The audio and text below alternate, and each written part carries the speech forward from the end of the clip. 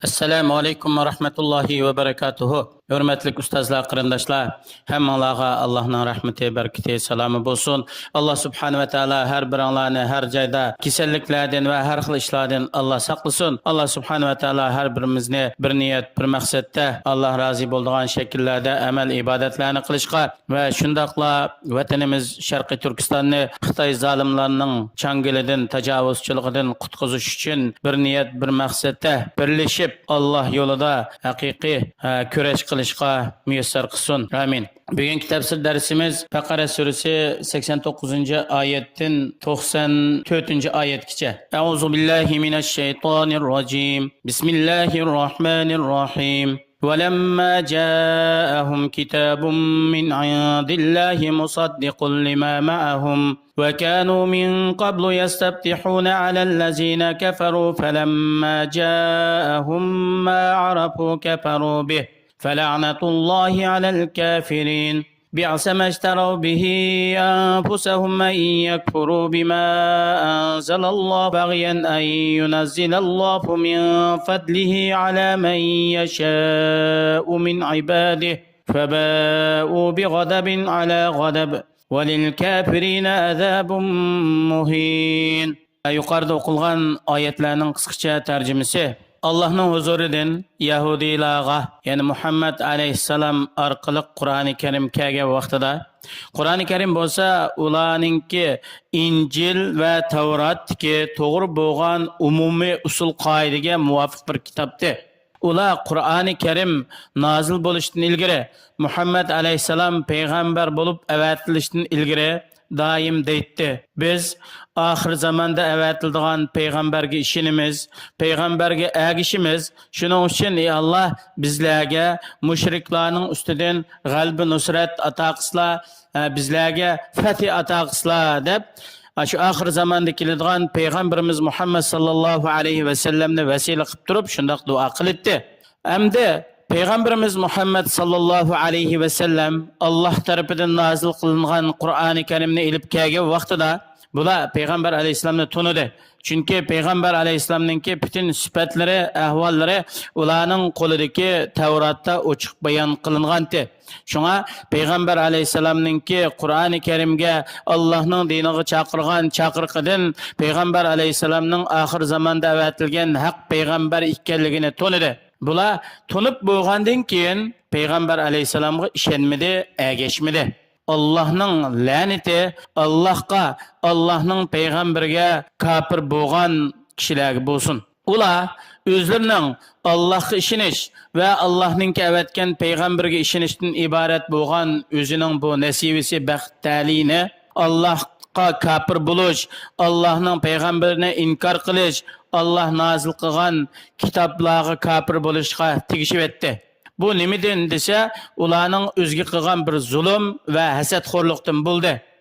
Ular Qur'oni Karimningki payg'ambarimiz Muhammad sallallohu alayhi va sallamga nazil qilinganligi va oxirgi payg'ambarlikdan iborat bu shonliq vazifaninki arablardan bo'lgan payg'ambarimiz Muhammad alayhisalomga berilganligiga hasad qilganlikdan bo'ldi. Shuning bilan ular Muhammad sallallohu alayhi va sallamga kafir bo'lganligi, uningdan burun Alloh ularga nazil qilgan Tavratni o'zgartib etganligi sababidan Alloh tarafdan hassalab, ya'ni g'azab, nafratga haqliq bo'ldi. Hamda payg'ambarimiz Muhammad alayhisalomninki payg'ambar Alloh tarafidan avatilgan haq payg'ambar ekanligini inkor qiluvchi, tanig'uchi, ishonmaguchi kafirlarga qiyomat kuni ularni xor qiladigan azob bor. وَإِذَا قِيلَ لَهُمْ آمِنُوا بِمَا أَنزَلَ اللَّهُ قَالُوا نُؤْمِنُ بِمَا أُنزِلَ عَلَيْنَا وَيَكْفُرُونَ بِمَا وَرَاءَهُ وَهُوَ الْحَقُّ مُصَدِّقًا لِمَا مَعَكُمْ قُلْ فَلِمَ تَقْتُلُونَ أَنْبِيَاءَ اللَّهِ مِنْ قَبْلُ إِنْ كُنْتُمْ مُؤْمِنِينَ. Aşu Yahudilarga Allah subhanahu wa ta'ala özünün peygamberge nazil qilgan haqiqat ve hidayetke iman etinglar, to'g'ri yo'lga ergishinglar deyilsa, ular shundoq deydi. Biz özümüzün peygamberimizge nazil bo'lgan narsaga ishonamiz, özümüzün peygamberige ergishimiz, o'zimizning payg'ambardan boshqa hamma payg'ambarlarga inkor qilamiz, ularga kafir bo'lamiz. Hatta Muhammad sallallohu alayhi vasallamga nozil qilingan kitobga biz ishonmaymiz deydi. Aslida bu Qur'oni Karim ular bilan birga bo'lgan Tavrat, Alloh nozil qilingan asli Tavratga hamma tarafdan muvofiq keladigan haq kitob edi. Agar ular o'zining qo'lidagi Alloh tarafdan nozil qilingan haqiqiy Tavratga chin qalbidan samimiylik bilan iymon etgan bo'lsa, ishongan bo'lsa, ular albatta Qur'oni Karimga iymon etdi, Qur'oni Karimga ishonibdi, Qur'oni Karimga agishdi. Ey Allohning payg'ambari, ularga javob berib shunday degan deydi. Sizlar agar haqiqiy mu'min bo'lsanglar, Alloh tarafdan kelgan haqiqatga ishonadigan bo'lsanglar, nima uchun ilgari sizlarga Alloh tarafdan avatilgan payg'ambarlarni o'ltirsizlar?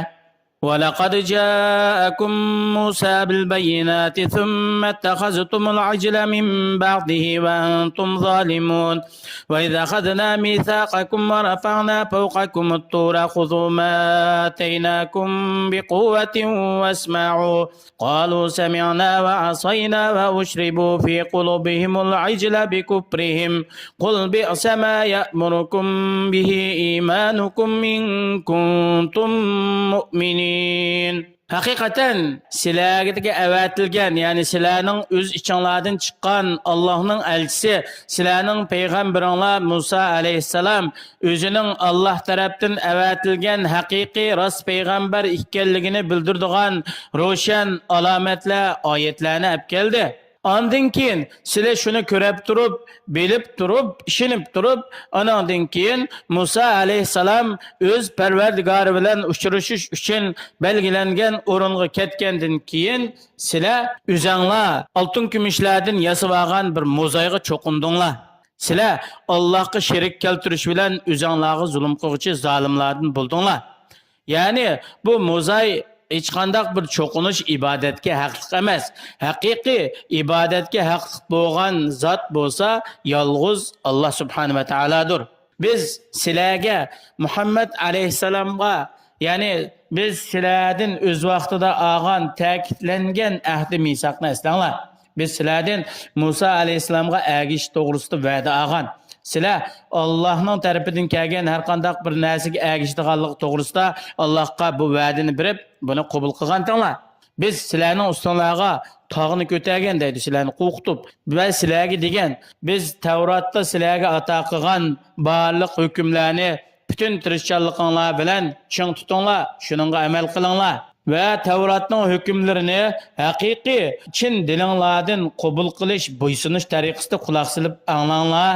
Agar unda qilmasanglar, ustonlarga tog'ni cho'kirib o'timiz, tog'ning ostida qolasizlar degan vaqtida sizlar biz mushqulqimiz bilan angladik, ammo biz ish faoliyatlarimiz bilan osiy bo'ldik dedinglar.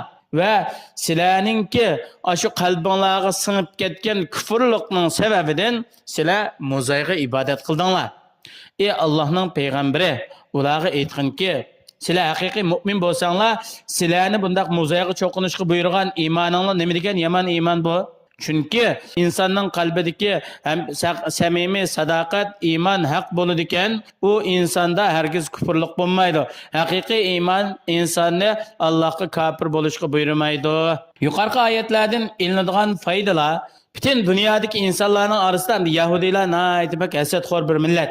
Chunki ularning hasadxo'rligi Allah nazil qilgan oyatlarni, kitoblarni rad qilish, Allohga kofir bo'lishga ilib bordi. Nima uchun? Chunki Muhammad sallallohu alayhi va sallam Alloh subhanahu va taoloning oxir zamonda avatgan elchisi payg'ambari Muhammad alayhisalom ularning jinsidan bo'lmaganligi, yahudiylarning qatoridan bo'lmaganligi, balki arablardan bo'lib qolganlikdan, shuningga hasad qilganlikdan bular Allohning oyatlarini inkor qildi. Ya'ni yahudiylar burundan tatib oxirgi payg'ambarmi bizdan keldi deb shunday qaragan. Chunki İbrahim alayhisalomdan keyin kichik o'g'li Isoq alayhisalom, uning avlodlari Yaqub alayhisalom, Yusuf alayhisalom, Musa alayhisalom shu bo'yicha butun payg'ambarlik shu Bani Isroil yahudiylarning ichida davomlashgan. Oxirisi Isa alayhisalom bilan oxirlashgan. Bular oxir zamondagi payg'ambarmi bizning yahudiy millatidan keldi deb shuni ko'p tamoq qilgan. Ama ahırda İsmail Aleyhisselam'ın yani İbrahim Aleyhisselam'ın çoğun oğlu İsmail Aleyhisselam'ın nesliden Peygamberimiz Muhammed sallallahu aleyhi ve sellem Arap milletinin peygamber kılıp evetilge vaxtida Yahudiler şununla haset kılıp acep bu ahırki peygamber bizden bulmaptı deb hakikatini bilip durup özünki Tevrat İncil'de yani qo'lida bo'lgan kitoblarda Muhammad alayhissalomning sifatlari haq payg'ambar ekanligi ochiq bayon qilingan tusimi bular shu qasdlikdan hasad qilganlikdan haqiqatni yoshirib payg'ambar alayhissalomga ishonmagan. Haqiqiy hamda insonning qalbidagi haqiqiy iymon bo'lsa, Alloh nozil qilgan barliq kitoblarga ishonish va Alloh avatgan barliq payg'ambarlarga ishonishni lozim tutadi. Chunki haqiqiy iymon degan Allohning buyrug'iga to'liq bo'ysunishga turtki bo'ladi. Zulmning eng kattasi nima desa, haqiqatni, hidayetni bilib bo'lgandan keyin bu ishning haq ekanligiga dalil isbotlar turg'izilgandan keyin haqiqatdan yuz o'rganlik eng chong zulm hisoblanadi. Endi bu ahdi misoqni buzish degan Yahudilarning odati, ularning qon-qiniga singib ketgan. Hatto bugungacha qiyomatgacha ular o'zining shu bu odati bilan bo'ladi. Bularningki bu tabiati o'zgarmaydi, chunki bu odat, tabiat ularning qiniga singib ketgan. Alloh subhanahu va taolo hammaylarni va'dada vafo qiladigan, Allohning rasuliga bergan o'zining ahdisini o'rinlaydigan, haqiqiy, samimiy, sodiq Allohning diniga yordam beradigan va mu'min bandalarga yordam beradigan mu'minlarning qatoridan qilsin. Vassalomu alaykum va rahmatullohi va barakatuh.